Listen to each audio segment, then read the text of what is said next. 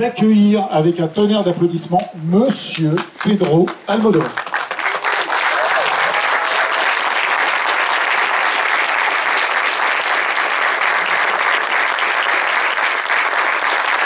Accompagné de ses comédiennes Julianne Moore et Tilda Swinton.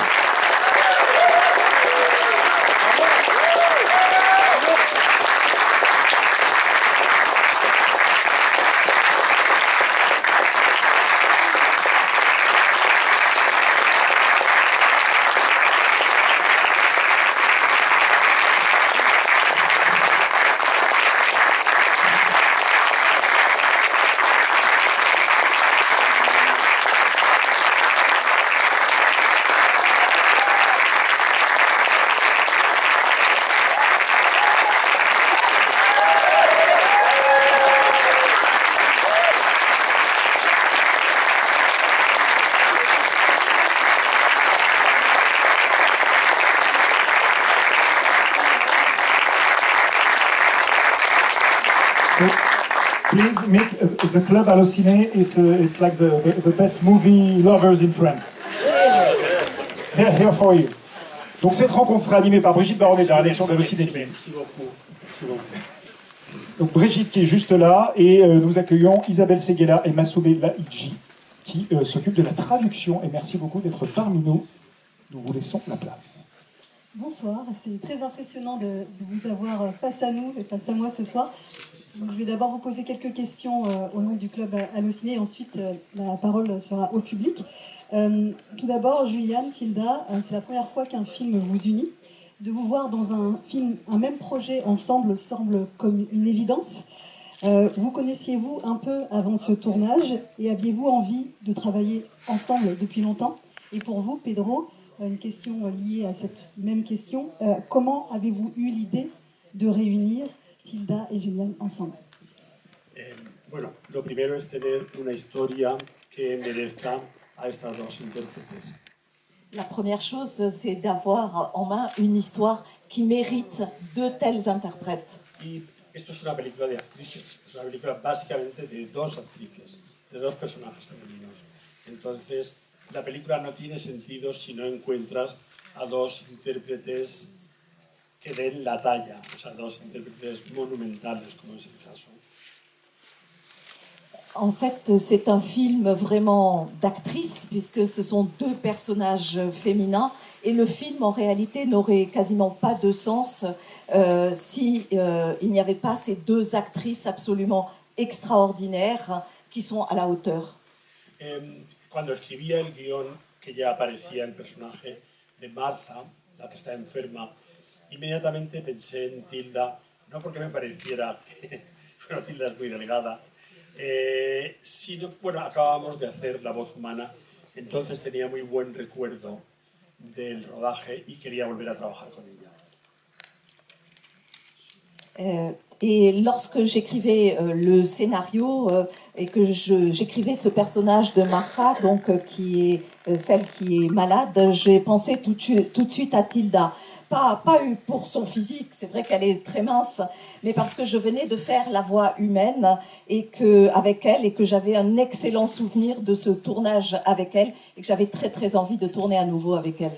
Y cuando terminé el guión, inmediatamente pensé también en Julianne, porque es una actriz que me ha gustado mucho a lo largo de toda su carrera y me parecía buena idea que fueran dos amigas, pero que a la vez físicamente fueran muy distintas.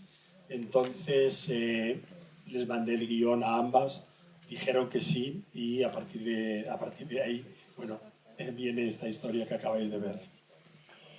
Et lorsque j'ai terminé d'écrire le scénario, j'ai immédiatement pensé à Julianne parce que c'est une actrice qui m'a toujours plu. J'ai beaucoup aimé tout ce qu'elle a fait tout au long de sa carrière.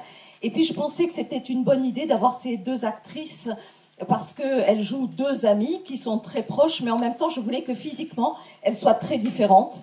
Et donc je leur ai envoyé le scénario à toutes les deux. Elles ont dit oui et ça a donné l'histoire que vous venez de voir à l'écran. I always look to them. I'd always admired her. I loved how she is in the world. I loved the choices that she made in her career. And we'd encountered each other, you know, at film festivals and press conferences, and I'd always hoped that maybe we would work together. But honestly, it's very rare to be cast opposite a woman in a story about a friendship, a story about the two of them. So when this came to me from Pedro, I was absolutely stunned and thrilled, of course, that it was Tilda. And the wonderful thing, not knowing one another, we came to it. We both desperately wanted collaboration. We wanted a partnership. We wanted it to be active. And I think in that process, we grew to know each other and form a real friendship and an actual bond, which was the best gift of all. Moi, j'ai toujours beaucoup admiré Tilda, j'ai beaucoup aimé toujours à la fois sa façon d'être au monde et tous les choix qu'elle fait. Et on s'était rencontrés très peu, comme on se rencontre, c'est-à-dire dans des festivals de cinéma, dans des conférences de presse. Mais jamais je n'avais rêvé à une telle possibilité de travailler ensemble. En réalité, il est très rare que l'on fasse appel à vous pour incarner une relation amicale entre deux femmes. Ce n'est pas quelque chose qu'il est tellement donné de voir au cinéma. Donc quand on me l'a proposé, j'ai été extrêmement enthousiaste. Et ce dont il s'agissait tout de suite pour Tilda et moi, c'était vraiment d'être dans une démarche extrêmement complice, collaborative, qu'on construise quelque chose qui soit de l'ordre de cette relation de partenaire, de s'associer dans ce mouvement créatif. Et c'est ce qui a donné lieu à une relation très forte entre nous, une amitié réelle qui a été finalement le plus gros cadeau de cette aventure. And I had the great privilege of being asked by Pedro when he sent me the script and invited me to play Martha, who I might imagine to play Ingrid. And there was only one face that I could see, only one name that I had in my mind, and it was Julie's. And we didn't know each other at all, as she's explained. But I had the nerve to suggest it to Pedro and in an email, and he sent me an email at exactly the same moment with the same name. So it was fate, and thank the Lord she said yes. Moi, j'ai eu le privilège de me voir confier cette question par Pedro. Une fois qu'il a fini le scénario, il me l'a envoyé en me demandant à qui je penserais. Et le seul visage, le seul nom qui m'est venu à l'esprit, ça a été Julie. Comme elle l'a dit, on ne se connaissait pas et pourtant ça semblait une évidence. Et donc j'ai eu ce culot-là, j'ai osé d'écrire, d'envoyer un mail à Pedro pour suggérer son nom, et au même moment, Pedro lui aussi avait envoyé un mail qui a croisé le mien, et par chance, c'est leur même nom qu'il proposait, qu'il avait choisi, et par encore une plus grande chance, elle a dit oui, et donc voilà là. J'aimerais rester un petit peu sur ce thème de l'amitié, de la sororité. Ce film est très profond, notamment grâce à la connexion qui se forme entre les personnages de Martha et Ingrid. Comment nommeriez-vous ce lien, qui est une amitié comme on la voit rarement représentée au cinéma finalement? I think there's something particularly beautiful about an old friendship that's been dropped for a couple of decades and then picked up again.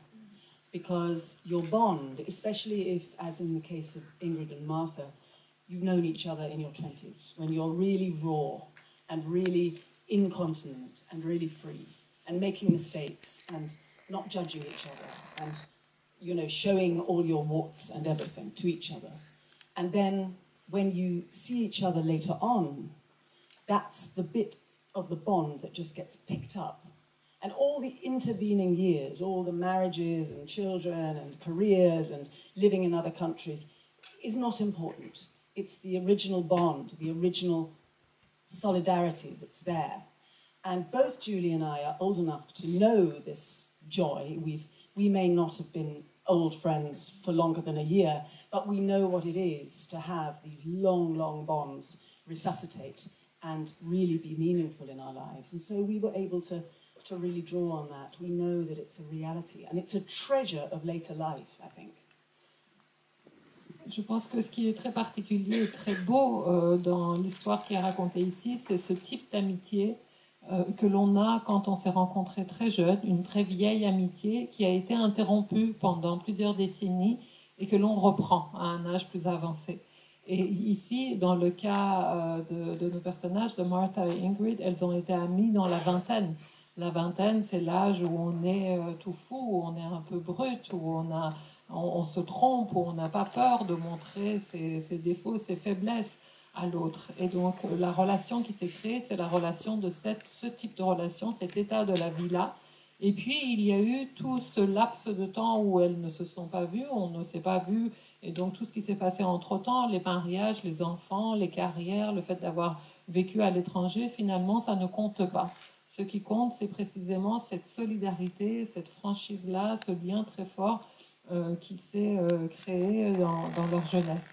Et ça, c'est ce qui est très beau. Et à la fois, Julian et moi sommes à des âges de nos vies où on a connu des amitiés de ce type. Nous deux, nous sommes de vieilles amies que depuis 1 an. Mais pourtant, nous savons ce que cela signifie de retrouver de vieilles amies. Et cette relation-là qui se recrée, la façon dont cette étincelle reprend immédiatement entre deux personnes, c'est un des plus beaux cadeaux, c'est un des trésors de la vie mûre. Pedro, Hollywood vous a longtemps convoité, sollicité. Vous avez décliné plusieurs projets à travers les années, dont Sister Act. La chambre d'à côté est donc votre premier long métrage en anglais, avec des stars hollywoodiennes.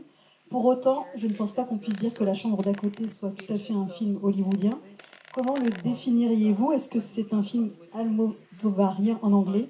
Et est-ce très différent pour vous de mener ce projet en anglais? Sí, absolutamente es una película que me pertenece. Es una película que si utilizamos el adjetivo, sería es una película absolutamente almodovariana. Oui, c'est un film qui m'appartient complètement. Et si on utilise l'adjectif, eh bien, c'est un film qui est absolument almodovarien. Es una situación que no me es extraña a lo largo de las 22 películas que he hecho antes. Y también la hemos hecho de acuerdo con un tipo de producción europea. Yo realmente cuando he dicho que no a proposiciones de Estados Unidos, de películas interesantes a veces, yo lo que rechazaba era el sistema de producción de Hollywood. Estoy acostumbrado a producir mis películas de otro modo, mucho más barato, entre otras cosas, pero es muy distinto de cómo se trabaja en Hollywood. Entonces, yo sabía que si hacía una película en inglés, sería como una continuación de las películas que he hecho con El Deseo, que es mi compañía de producción. Entonces, digamos que ha sido una película de El Deseo que ocurre en Estados Unidos con actrices que hablan inglés, pero en todos los sentidos una película muy mía. La mitad del equipo era habitual en mis películas y también no estaba haciendo un análisis de la sociedad americana, sino que estaba reflexionando sobre algo que me interesa y me ha interesado, el dolor, la muerte, y lo hacía en mis propios términos. Entonces me he sentido, no quiero decir cómodo, pero me he sentido pisando mi propio terreno.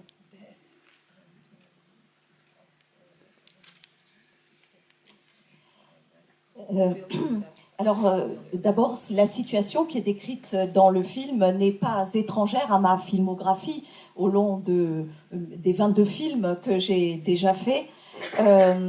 Et puis, le film que j'ai fait ici, en fait, est un film qui a été fait avec un type de production totalement européenne. Et d'ailleurs, lorsque j'ai dit non aux différentes propositions américaines, ce à quoi j'ai dit non, ce que je rejetais, c'était surtout le système de production hollywoodien.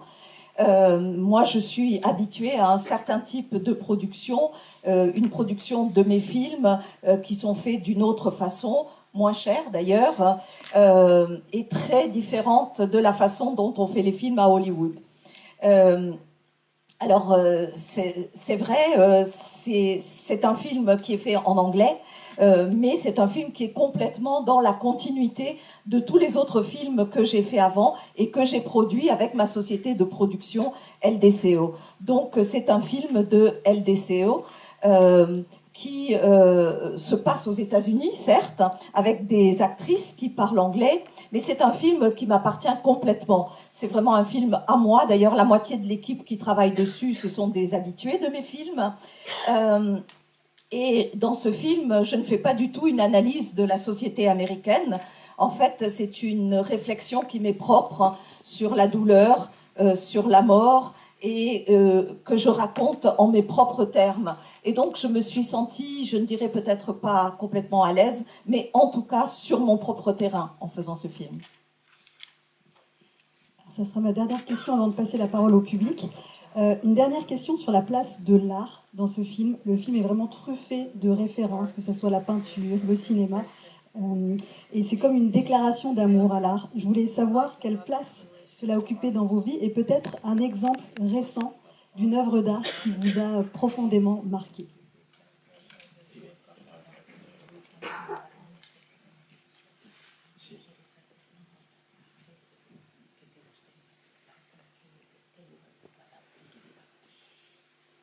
No, en mi vida y en mis películas el arte ocupa un lugar muy importante. No solo ocupa una pared, sino que tiene una relación especial con la persona que vive en ese lugar. L'art occupe une place extrêmement importante dans ma vie, mais aussi dans mes films. L'art a une place importante non seulement à l'écran, mais également il y a une relation très spéciale qui se noue entre les œuvres d'art qui les entourent et les personnages qui sont dans mes films. Sí, recuerdo que hace como 2 o 3 años vi una exposición antológica de Georgia O'Keeffe en el Pompidou y yo ya la conocía, pero me impresionó muchísimo la sexualidad y la sensualidad de las flores y de la naturaleza en la obra de esta mujer. Alors, il y a 2 ou 3 ans, je me souviens d'avoir vu une exposition très complète des œuvres de Georgia O'Keeffe, ici, au Centre Pompidou, à Paris.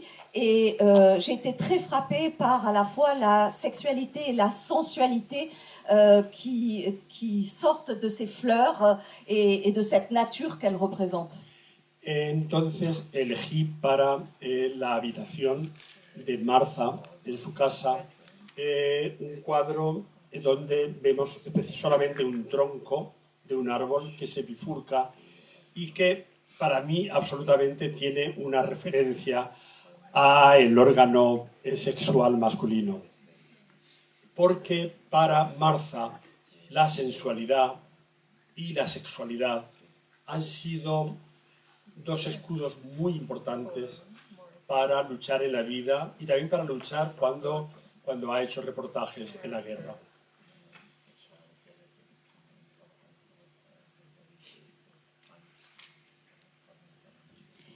Et donc j'ai choisi pour la chambre de Martha un tableau où l'on voit un tronc d'arbre comme ça érigé, et pour moi c'est une référence évidente à l'organe sexuel masculin.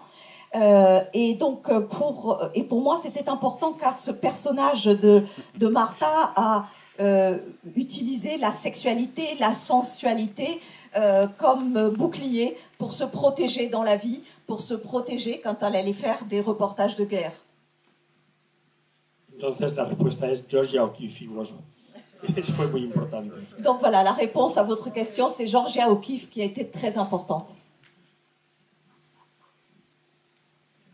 I think that art is where we see ourselves. You know, we are. You know, a painting is important, sculpture is important, films, and books, and television, and anywhere we could see a reflection of our own humanity, and that's where we all we gather and we say, I see myself in this, and therefore I see you, and I see all of us, and I think that when you see an artist that allows you to recognize those themes in your own life or something that's inspiring, like Georgia O'Keeffe.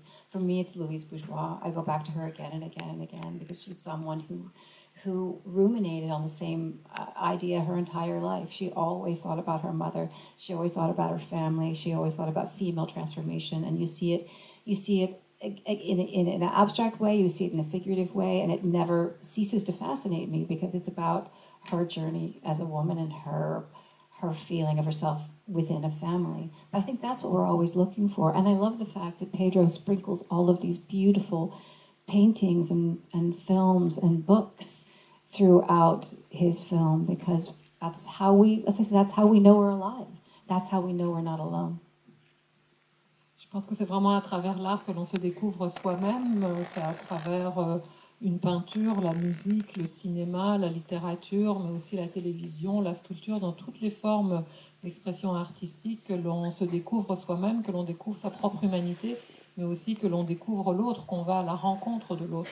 Et quand des œuvres vous donnent cette possibilité de vous découvrir, mais vous donnent aussi cette possibilité de rencontrer l'autre, vous pouvez aussi avoir un reflet des thèmes qui traversent votre propre vie. Et moi, à ce titre-là, l'artiste sur laquelle je reviens toujours, c'est Louise Bourgeois, parce que précisément, elle n'a cessé de revenir sans se lasser sur les mêmes questions, qui sont des questions qui me traversent moi aussi, qui est sa mère, son rôle de femme, la transformation du rôle d'une femme, sa place en tant que femme. Et ça, ce sont des sujets qui sont pour moi extrêmement porteurs et sur lesquels je n'ai de cesse moi aussi de revenir et de l'observer à travers elle et son œuvre.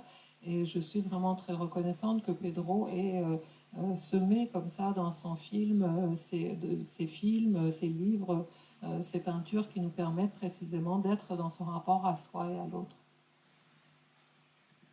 I would say that one of the things that forms a really sort of intimate bond for me with this film is that it always occurred to me that there are three things that we really can rely on when things get really tough: fellowship, art, and nature. And that is the kernel at the heart of this film. This is what Martha relies on. And she pitches her ship into that sea for the last stretch of her life.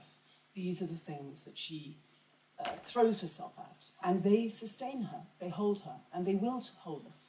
Because I suppose what they all provide us with is connection and also the opportunity to be seen. And I mean nature too. Nature sees us. We can stand in front of nature and be seen and take our part in nature. And the same is true of art. Art gives us the opportunity to be still, to be quiet, to be in the dark, and to watch, and to feel things, bells ringing in us. They don't necessarily have to tell us anything new, but they have the opportunity to open up things that might have been there for a while. Just give us this opportunity to be revealed. And this is what we have the privilege to be in the business of playing with, this material. And I love that in this film. And I love that in Pedro's work, that he always places art very centrally and very reverently in the lives of all of his people. Wherever they come from, there's always some aspect of artistic, if not artistic practice,